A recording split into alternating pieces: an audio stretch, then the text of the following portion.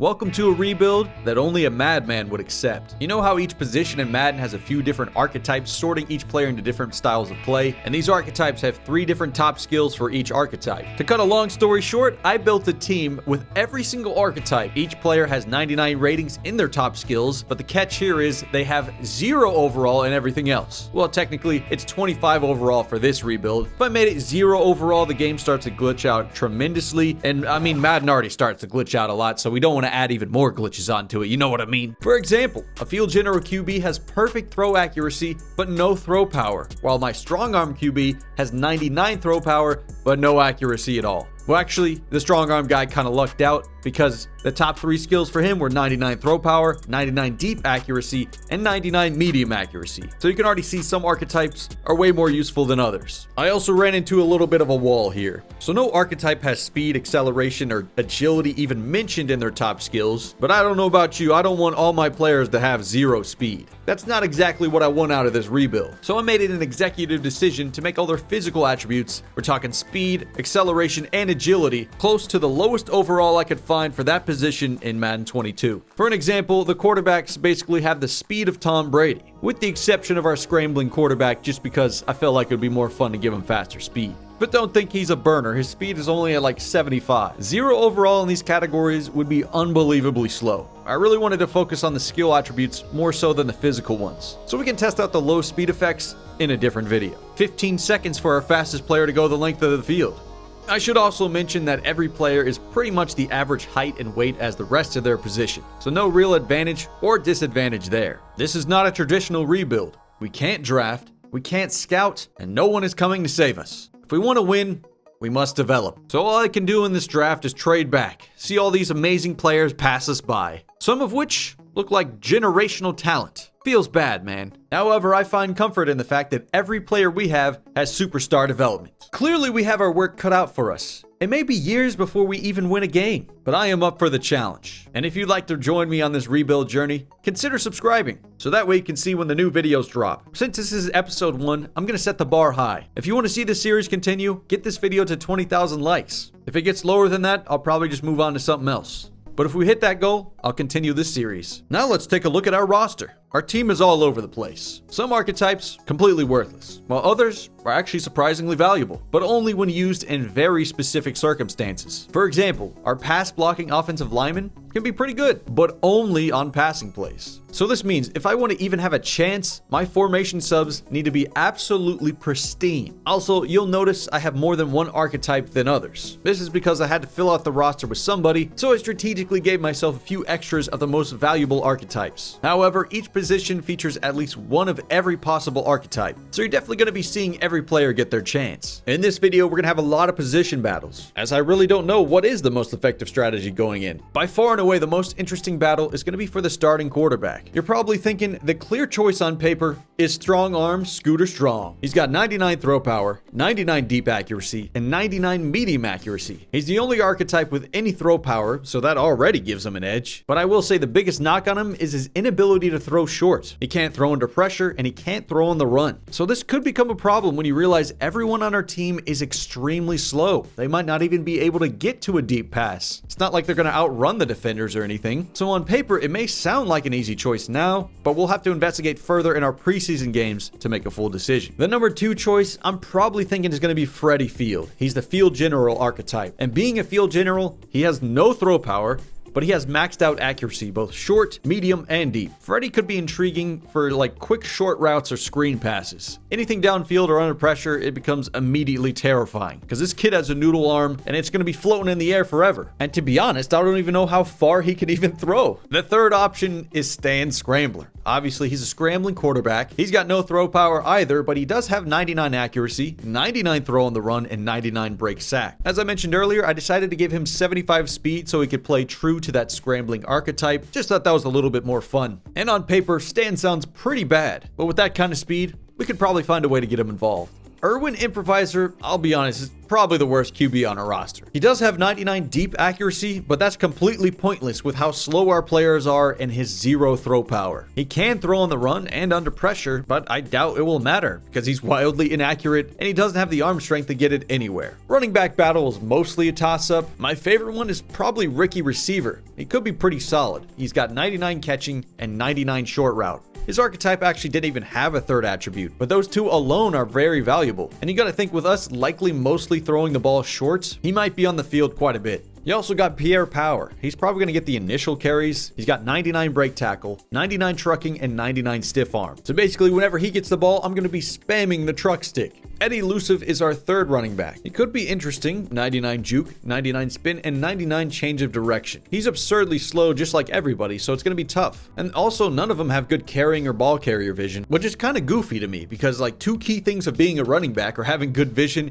and being able to hold on to the football. But we can look to fullback for that one specifically. Urban Utility. You know I love fullbacks, but objectively speaking, Urban Utility is one of the most versatile players on our team. Not only does he have 99 carrying, which I mentioned none of the running backs have, but he also has 99 catching and 99 short route. So he's already better and more useful than Ricky Receiver. But I guess it is a step back because he has 70 speed instead of 75, but it's only like a step slower. But he's going to be seeing a lot of action, and we could also put him at tight end just for the memes. Our other fullback is Bobby Block. Pretty self-explanatory. He's a stone wall in the run game. He doesn't really offer anything else besides that. And I'm sure by this point you're starting to notice when we will have certain guys on the field. This series might just be me in the depth chart screen moving guys all around. It's already taken me a ton of time to build this team, so if you're enjoying it, please leave a like on the video. It means a lot to me. For wide receivers, we got Seth Slot. He's the slot archetype, obviously. He's got the 99 catching, 99 catching traffic, and 99 short route. Weirdly enough, he's the only archetype with catching in his top 3 skills, which is absolutely essential to being a receiver. And with everybody having slow speed, the only routes I ever need him to run is those short routes. Next guy we got is Robbie Routes.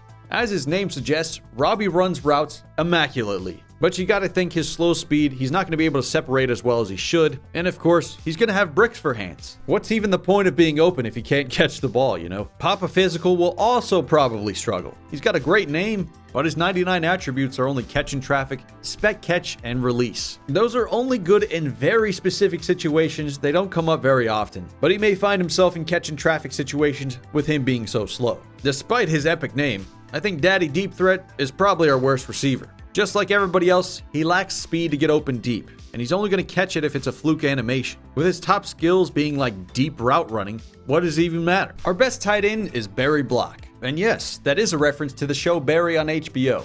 Great show, by the way. The reason I like Barry the most is he is designed to do that specific role quite well. But he is tied specifically to the run game, and I mean, we're so slow. I don't even know how we're going to be able to get past anybody. We got Paul Possession as our other guy, and he's pretty disappointing. He only has 99 short route and 99 catch and traffic. Really wish he had catching as one of those, but he doesn't. Like catch and traffic, it only gets you in certain situations. Victor Vertical, he runs good routes, but he's got no hands. He can't block. I mean, he's only going to come in rotationally. We touched on the O-line a little bit, but it's pretty self-explanatory. We got guys that can run block. We got guys that can pass block. My favorite of these is right tackle fat pass, of course. Because, I mean, well, just look at him. Moving on to the defense, the defensive line, it's pretty straightforward. We got guys that can attack the run, and other guys are meant for the pass rush. So my plan is to have the run stoppers on the field on 1st and 2nd down, and then bring on the pass rush on 3rd and 4th. And so many of them have repeat last names, it's going to get really confusing really quickly. So I'm going to do my best to try and learn their names and their numbers moving forward. I don't think I'm going to be able to do it, but we'll see. Some of the linebackers actually do add some interesting value here. Frank Field is going to be excellent at open field tackling. 99 tackle, 99 pursuit,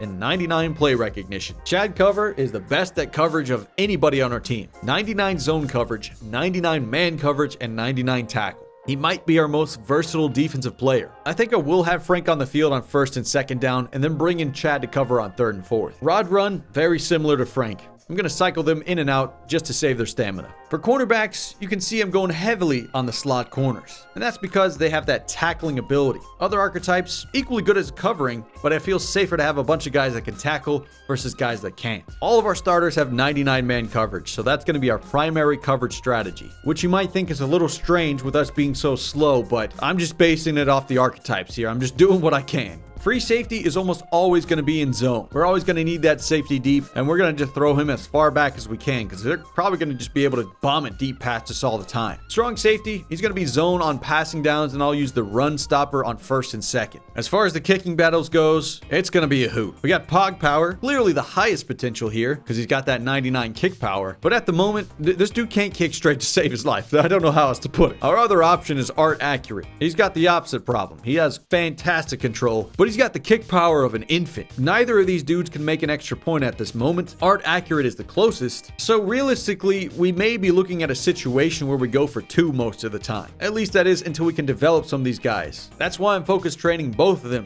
Once we have the even possibility of making an extra point, we'll move on to somebody else. But now that we've met the team, I want to hear from you in the comments. Who do you think's our best player? Who's our worst player? And most of all, who is your favorite player? Some of you may be wondering what's the team we relocated. Well, I decided to relocate the Denver Broncos, but that's not going to play any relevance. As you can see, all of these are made up players anyway. Our new team is the Brooklyn Bulls. I decided to go with Brooklyn as I currently live in Brooklyn. Our jerseys kind of remind me of the old school Chargers uniforms. I dig it. Head coach of this ragtag team is Richard Head, a kind man. Oh boy. So in all honesty, I think we're going to be looking at an 0-17 season. So this preseason, it was all about finding the optimal strategy for our team. Who gets to start on offense, and how can we even possibly stop the other team on defense? I'm not even going to mention the kicking game because that's hopeless. Game 1 against the Seahawks. Surprisingly, we start out with a bang right here against Russell Wilson. He throws the pick immediately to Scott Slott. Pretty awesome play. I was surprised. I didn't expect us to get a stop the whole game. I was also surprised he even held on to the football. Dude has 0 catching. Moving over to the offense, I was excited to see if Scooter Strong could sling it. His first pass right here, it was a little under pressure, but honestly not that bad. Just through the hands of Seth Slott. Very next play, we're able to find Seth open on this in route. I usured it with a secure catch. It's probably the strategy I'll use moving forward. I wanted to mix it up, so I brought in Stan Scrambler to try a read option play. That gets eaten up immediately. I'm terrified this rushing attack is not going to get anything going. However, not all hope is lost. We got Scooter Strong, of course, tossed it over to Ricky here on this wheel route for a big gain. Next play, I tossed it to the fullback for the memes. He's actually able to pick up the first down. Way to go, Urban Utility. It sounds like a city power company or something. RPO action up next. Pick up a solid game with Seth once again. In the future, I think it'd be smarter to use a different quarterback than Scooter. He's not optimized for these short throws at all. But with our impressive offensive production here early, we're able to punch it in with QB sneak for the score. I mean, I'm extremely proud of everybody. I was fully expecting to not score at all in this first game, and maybe even not at all this first season. As you can imagine, though, the extra point was a big ol' oof. The kickoff was not much better either. Our kicking game is a freaking disaster at the moment. So yes, we will be going for 2 in an actual game setting. Back over to defense. The run stoppers are actually performing their role quite well. Got a TFL here on first down. And after that, though, all hope was lost. Our lack of speed is clearly exposed here. DK Metcalf doesn't have anyone within 10 yards of him. Easy touchdown for the Seahawks. This is pretty worrying. I mean, you got to think about it. Speed is the most important thing in this game. We have none of it. We are in big trouble. The next drive I was able to throw with some anticipation, but it clearly didn't work out at all. Easy pick 6 for the cornerback. We'll forget about that one. But we've seen what Scooter can do. It's time for Stan to get some reps.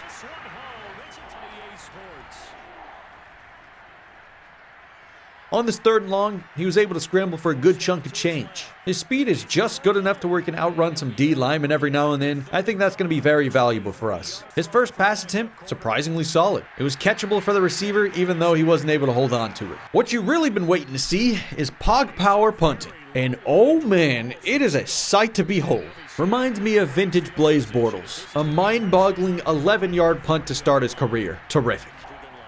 Staying rolling out the pocket, looking nicer out here. And you know what? That 99 throw on the run is more accurate than I expected. Good to know moving forward. Especially when you think about we could let the route fizzle out and tactically underthrow the receiver like that. Probably a little bit cheesy, but you do what you have to do to move the ball with the lack of talent we have. This pass right here, Stan just straight up blew me away. Throws an absolute dime to Seth. With the way he's playing right now, he's making a damn good case for the starting job. We gotta remember though, we always gotta slide. 0 carrying rating, it's gonna be brutal this year. But so far, both Stan and Scooter were able to lead a touchdown drive. I think Stan is way more exciting at the moment, which is kind of shocking. because Scooter has an unbelievable ceiling, but he just needs a ton of work. Stan has his issues too, like we can't throw more than 10 yards before it starts to get scary, as you can see on this pick he threw on this play. But I will say the tight end was not doing him any favors. Third quarter is time for Freddie Field to step in. He's the guy with no throw power, but all accuracy. This is only useful though if he's got a clean pocket and his feet are set. We quickly see his noodle arm gets him into trouble a lot. Linebacker had years to come over and pick off this pass. Scooter is the only quarterback we have that has enough zip to get that ball in there in time. Gotta be really careful in the future. With Freddie, we can do a cheeky strategy though of quickly dumping it off to a running back. We got Ricky and Urban Utility. They both got great hands, and if we throw it quick enough and it's open, it's gonna be completed 10 times out of 10. Probably more consistent than any rushing attack we could possibly have. Freddie even made a nice throw right here deep to Seth. Wasn't expecting that. I really don't want to do that a lot though, because it says it's out of his range. So it was underthrown. It could work depending on the coverage, but I really don't want to lean on that. I like Freddie a lot. He can throw dimes when given enough time. He caps off this drive with a touchdown off the slant route. Surprising to me, each quarterback has scored at least once. So I actually feel much better about our quarterbacks than I was expecting going in. We can move the ball if we have a little bit of luck and if we play smart. Final quarterback, Irwin Improvise. I am very worried about him. A good chunk of his throws are going to be inaccurate. He really doesn't have many redeeming qualities. I don't imagine him getting a lot of playing time unless something crazy happens.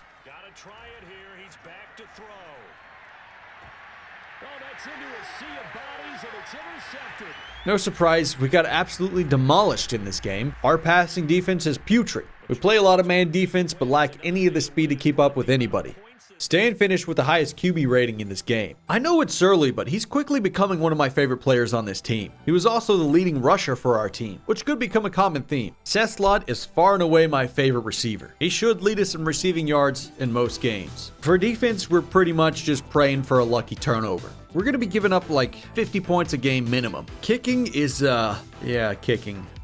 Upgrading is going to be quite satisfying. With everyone being low overalls, they should get a lot of boosts quickly. And clearly, they have a myriad of attributes that need upgrading. I was a bit disappointed though. I ran into this glitch where I can't upgrade certain archetypes because there's simply too low overalls in those archetypes. Pretty dumb if you ask me, but whatever. So for Scooter Strong, we're only able to upgrade Strong Arm. But if I had a choice, I would definitely be choosing a different archetype, like the Field General one, so that way I could focus on his accuracy specifically. In the end though, I would consider a success. He was able to get some boosts in short accuracy anyways, which is something we really need him to be good at. Pog Power got himself +2 accuracy. Still a long way to go, but every journey begins with a small step. Robbie Route upgrades his catching. If he keeps on that path, could be a pretty good playmaker for us. Stan gets +2 medium accuracy and +1 throw power. I like it. Second preseason game, we're getting straight into it. I'm starting you off with another phenomenal punt from Pog Power. This man is destined for the Hall of Fame. A grand total of an 8-yard punt. How does that even happen? Scooter is able to throw a dart deep to Seth. Again, we see him struggling with these short throws. We know this by now. It's a big part of any offense, and that's going to be the biggest thing for me wanting to not start him. As you can see from the scoreboard in the first half, things are not going well. Really hope Stan can perform better. Would love to get some points on the board before this game is over. We're able to get to the 37, and I say, what the hell? Let's try a field goal for the means. So Pog blesses us with his greatness once again. And I mean, just look at that kick. An artist at work. Later, I try out that meme strat of rolling out and just heaving it deep. It works maybe 30% of the time, so it's not a terrible idea if we're completely desperate, but it will lead to a ton of interceptions. So you gotta weigh those odds. Do I want to get 60 yards, or do I want to turn the ball over? Stan is successful in leading us to our first points of the game, makes a solid throw and a good catch from Daddy Deep Threat. But by the end of this game, it's clear we got stomped even harder this game. I was playing like a maniac though. I was trying a bunch of different meme strats, and those didn't really work out. So I'm gonna be way more tactical in the regular season. Scooter Strong had a rough day. Stan was solid at times. Freddie played well in the brief opportunities he had. Rushing is still non-existent. Ricky led us in receiving yards in this game. Proud of him. After a couple upgrades, Stan is impressively already at 30 medium accuracy, developing the fastest out of anyone on the team. For now, our top 3 focus players, it's going to be our kickers and Scooter Strong. Once we get that 4th spot, I'm going to add Stan in there right away. Gotta upgrade Fat Pass. Looks so handsome in his oversized uniform. Robbie Routes gets a huge bonus with +4 catching. He's now up to 33 catching, and I think it's one of the fastest developing traits out of any specific one. Checking out the coaching trees, we have almost everything on the left side upgraded on head coach. This makes all of our players a scheme fit in trading, which which is absolutely critical in this rebuild. We take a closer look at a few players that have abilities on our team. We got Pog at 82 overall. He's got the focus kicker ability. This makes his kicking meter slower than normal. I mean, out of anyone, he needs it, but it's not going to change much. He's still terrible. He's still going to miss every kick. We're using the same one for Art Accurate as well, and that's just because I think it's more valuable than the clutch kicker, because that only takes away icing the kicker late in the game. Scooter Strong has the quick draw ability that I mentioned earlier, makes him throw faster under pressure. He's still going to be inaccurate on those throws, so it's not useful at this current moment. If he keeps developing, he can unlock a few different abilities. My favorite of the two listed here is the Inside Deadeye. He's got a long way to go though. He's only 41 overall as a field general. I think it said he needs to be up to a 60 overall to unlock it. Fat Pass has himself the post-up ability. This goes for all of our other pass protector archetypes on our offensive line. They're going to win any double team block they are engaged in. Could be OP if we play our cards right. That's all I got for episode 1. But I think in the future, we're going to be doing this as live commentary instead of post commentary like I did in this one. There was just a lot to set up for me. It took a long time, but in the future, just going to be me playing games, upgrading players, and doing the best we can to win. Reminder, if you did like this video and you want to see some more, get this video to about 20,000 likes, and I'll make another one. And if you're new here, please consider subscribing. It's completely free, and you can always unsubscribe later if you don't like me. If you're already subscribed, I want to say thank you guys so much for watching. You're all legends in my book, and as for me, I am Drew Morris, big old Drewski, not the expert. And I'll see all you guys in my next video. Peace.